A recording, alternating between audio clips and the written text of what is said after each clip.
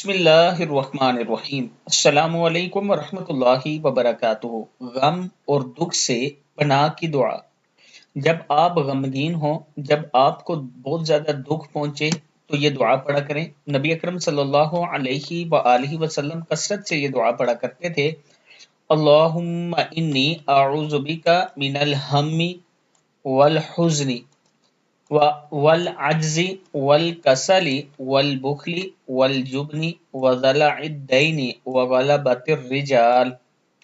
اللہم انی اعوذ بک من الہم والحزن والعجز والکسل والبخل والجبن وضلع الدین وغلبۃ الرجال۔ اے اللہ، میں تیری پناہ مانگتا ہوں غم سے، رنج سے، عجز سے، سستی سے، بخل سے، بزدلی سے، قرض کے بوجھ سے اور لوگوں کے غلبے سے۔